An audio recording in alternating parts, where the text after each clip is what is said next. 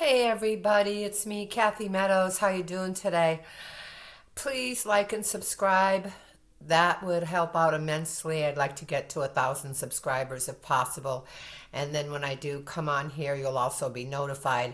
And it's free to do that, so please help out and do that if you would. Today I'm going to talk about resilience and the kind of thing that happens when you're targeted and what happens to your mind when you're targeted. Now, they did studies on soldiers who were in the heat of battle for months at a time, experiencing things that we can't even imagine, watching people's guts get blown out, losing their best friend to death, being shot at, all the things you can imagine that can go with war on the ground if you were a ground troop. And when they came back, they did studies before and after. All right, so when they came back, they did studies on these men's brains. And what they found out was that two parts of the brain actually grew stronger.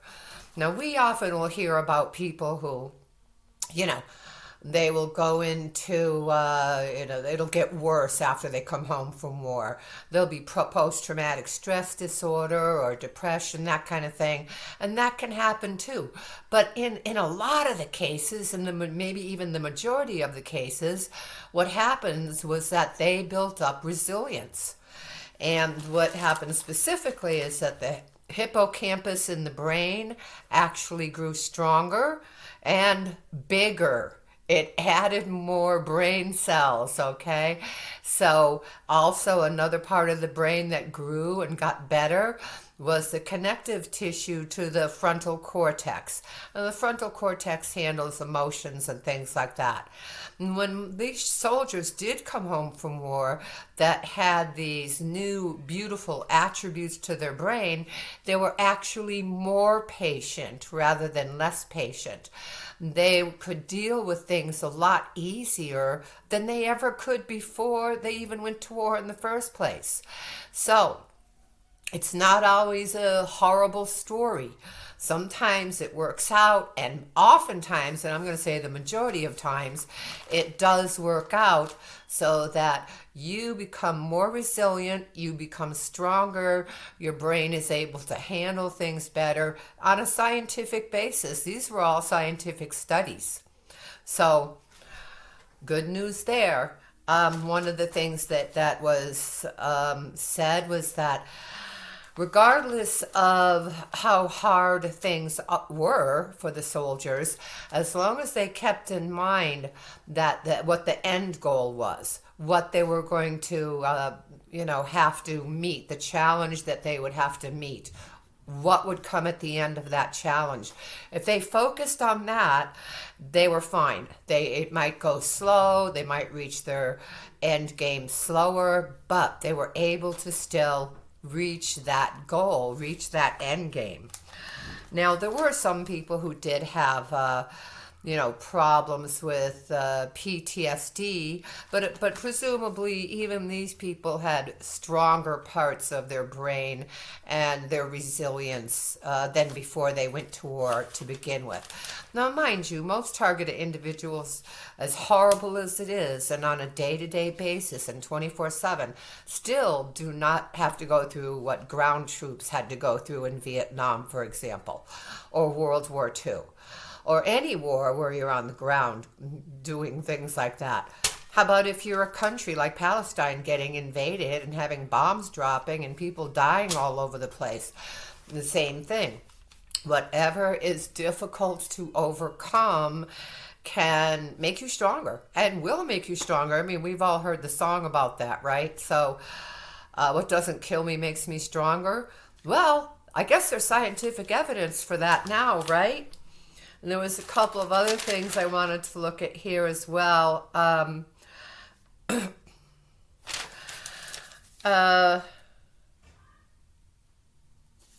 A book was written by, looks like, Nassim Pecker, something like that, where the people were, you and all of us are split up into either anti-fragile, Positive response gets stronger if you're anti-fragile. But there's fragile, robust, and anti-fragile. So fragile is things that get busted faster, right? Robust is just resists change. And that's okay too, I guess, to resist change if the change is bad. But it doesn't make it as much as anti-fragile. What you want to be when you're anti-fragile is that no matter what difficult things are thrown at you, it's not even like you're trying to resist it. You're just trying to think your way out of it, let's say, or figure your way out of the problem. And our minds and our bodies are completely anti-fragile. So when they talk about these three things, fragile, robust, or anti-fragile, they're talking about all the things in the universe, basically. But the human body and the human mind are anti-fragile, meaning they can adapt, they can work with, they can deal with whatever it needs to be dealt with. And not only that, 9 times out of 10, it's actually going to make them stronger and more resilient to change. Again, when you're trying to do something and you're a targeted individual and you have all these things going on around you, again, the best thing to do is focus on the end point that you want to reach. And you're not going to let anything stop you. Okay? Anti-fragile means nothing stops you. You're just going to keep going. You're going to keep going towards that goal and focus on the goal the whole time, whether it's you want to write a book, you want to do a couple of videos for YouTube, you want to start a business in your home, anything like that. Okay, focus on the goal. Fearlessly focus on the goal. And sometimes fear is good for you when you're trying something new. A lot of actresses and actors will say before they go on a live set, on Broadway, that they actually will be very nervous before they go on stage. And there was a study done with people who were very nervous before they performed and people who weren't nervous at all. And as it turns out, the people who were very nervous did better in their performances than the people who weren't nervous at all. The nervousness and the fear actually gives you a little bit of a boost, a little bit extra electricity. You know what I mean? So, I'm sure you can imagine that. So it's okay to be nervous. It's okay to be afraid. That might actually help kick your ideas and your forwardness into gear to reach your end goal. Now,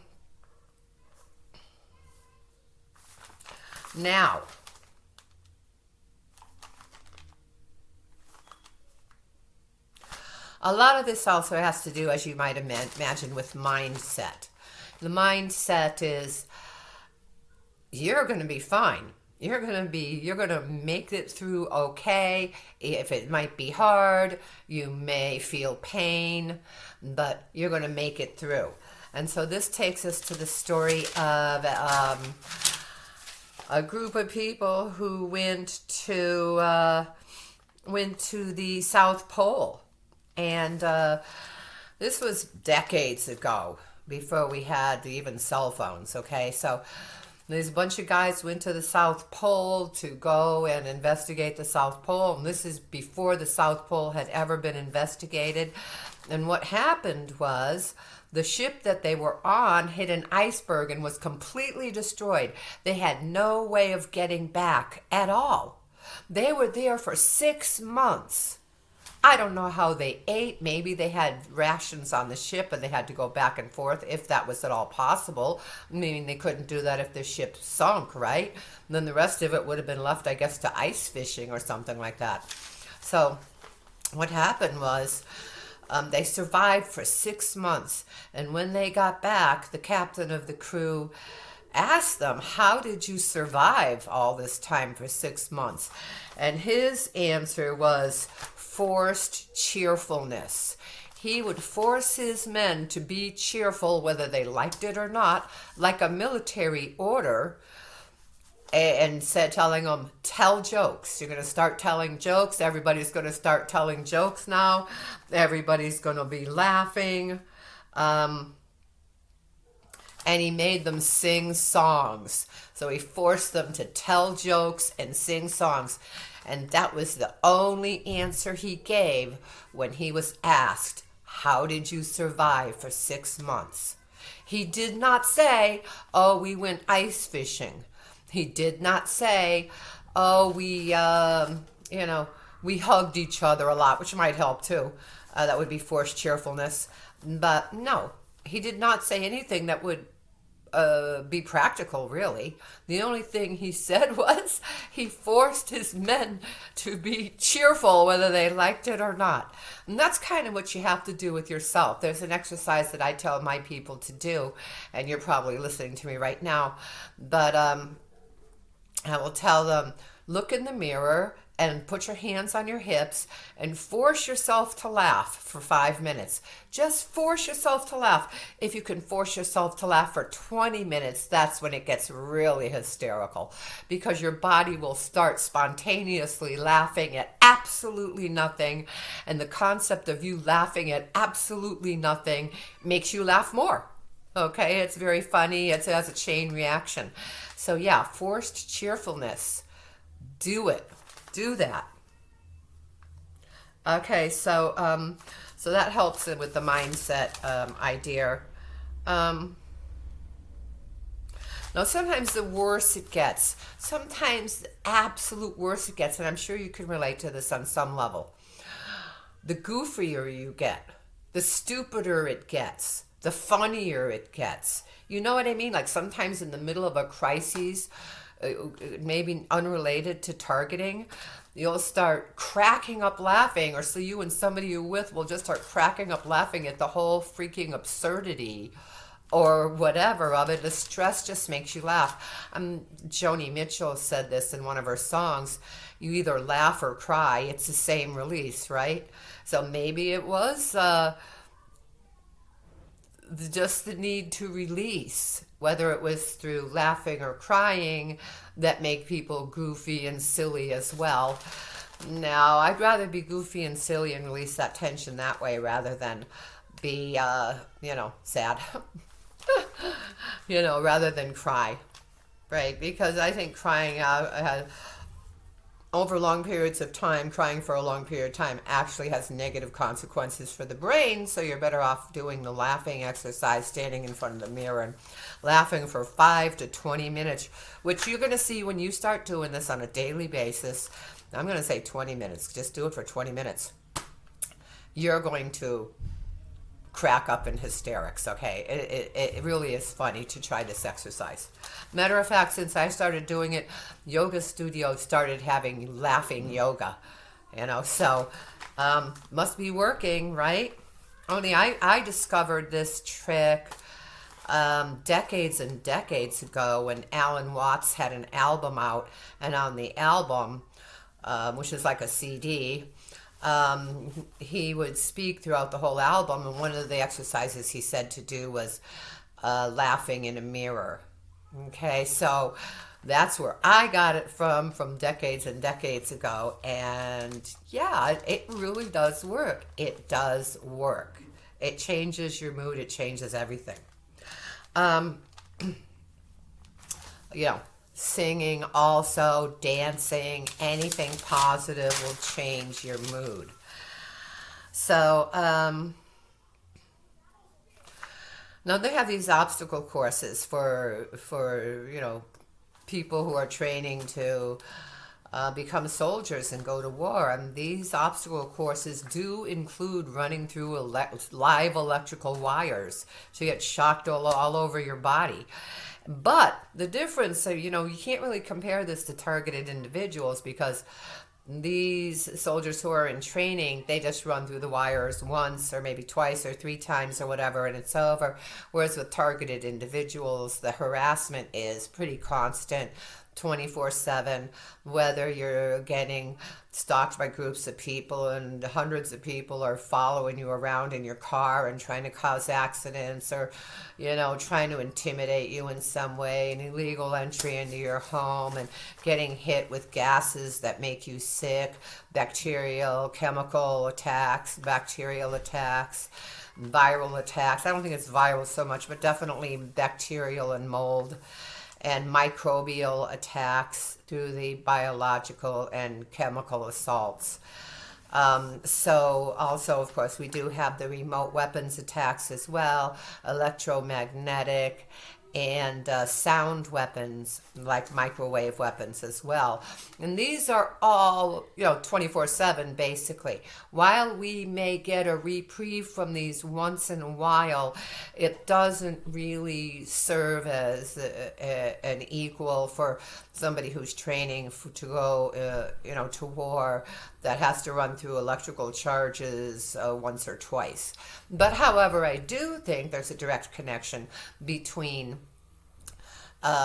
being in a war, which is 24/7 at the edge of your seat, stress and harassment, not knowing if you're going to get bombed while you're sleeping, not knowing if you're going to get shot while you're sleeping, not knowing if you're just going to wake up in a prisoner of war camp.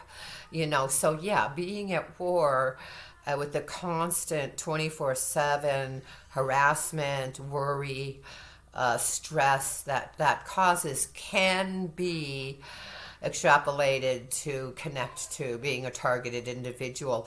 Not because you're going through the same things, but because it's a 24/7 process. So, in other words, it doesn't let up. Although it can sometimes, depending on where you are. Some people, it will go away while they're in an airplane for 2 or 3 hours. Some people say it'll go away more or less for the first 2 or 3, or even 2 or 3 weeks or months that somebody arrives at some place, or 2 or 3 days, or even 1 day. So there is a reprieve on some extent. And yeah, seeking those out is really important as well. But as everyone also knows, is that when you find people who you can share your problems with, it takes a load off of you, even if they don't have a solution.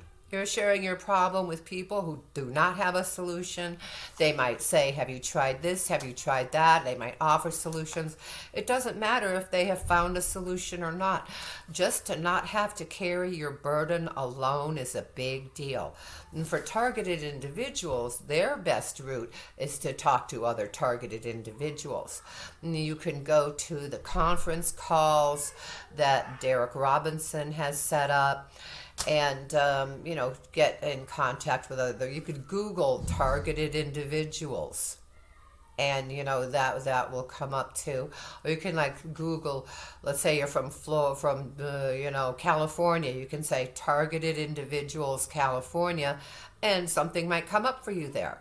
But I find Google to be a really helpful tool for everyone for most reasons, or if not all reasons. But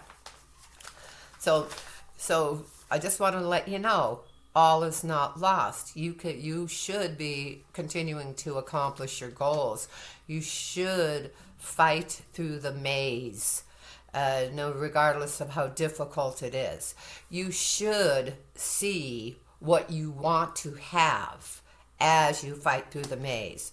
Keep your eyes on the end game. Keep your eyes on the finish line. Keep your eye on there is no finish line to life until you're dead, right? But let's say you want to make a certain amount of money. Keep that focus on the finish line. So you want to make $10,000. Keep your focus on $10,000. Just keep your focus on it and start walking towards it. Start walking towards the things you want to do. You want to start a business? Take the first step. Google it. Look it up. How do I start this business? Then take the second step. How do I order t-shirts? You can order t-shirts right in your own town. There's always somebody who makes t-shirts pretty close to us. How do I sell them? How do I advertise them? And you go step by step by step. Now, most targeted individuals are worried that once they start something, it will be ruined by the perpetrators of the crime. This may or may not be true. Oftentimes it can be. But lots of times I've noticed that the perpetrators of the crime almost want you to make money sometimes so they can steal it because they love to steal. That is so weird to me because they're putting as much energy or more energy into harassment and stealing than they would if they actually went into business for themselves, which would probably be more fun and easier too. But maybe they're afraid of paying taxes. I don't really know what the what the issue is, or maybe they just want to be cool.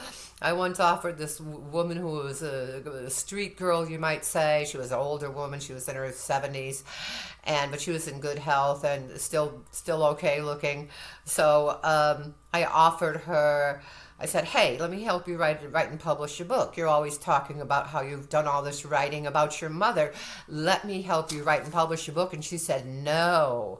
She wanted the criminal life because to her, the criminal life was more glamorous, right? So you hear about that, how people who are in crime think that it's very glamorous. So did she want to publish a book, which I would have thought would have been a big step up? No. Her friends would all laugh at her if she published a book, no doubt. So, a lot of it depends on, I just wanted to say that for an antidote, but a lot of it depends on your focus and what you really want to happen. You can make things happen if you want to make them happen. You have to just do it regardless of the people who are trying to stop you from doing it. Just do it anyway. And what's the worst that can happen? What's the worst that can happen if you start writing a book? You wake up the next morning and the whole thing is deleted? Yeah, that's a problem. Okay? And what happens if you start writing a different book? But you might be surprised that you might get through that entire book. I would advise you that whatever you want to accomplish, the targeting unfortunately slows us down. But if I could get a business together in one day selling t-shirts, that would be better than taking 6 months to get a t-shirt business together. Because by the end of 6 months, your enemies are going to know what you're doing. But they might not know what you're doing by the end of one day, right? So I'm always saying the faster you go, the better it is. But that's okay if you don't, because you know how the enemy slows us down as well. So if you're just going slower and, then just doing it as you get to it, that's what I have to do. Okay, I have to do that. There was one time when I wrote one of my books that I said, I got to get this done and finished before they know what the hell is going on. Boom, put it up,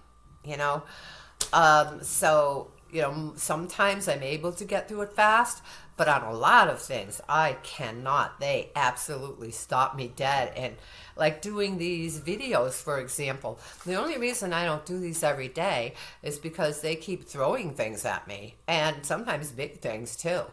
So that and then by the time I'm relaxed enough to want to do it again, I've lost the momentum. It'd be nice if I could do one every day and keep the momentum up, but oh well. But I haven't given up, and I'm still here.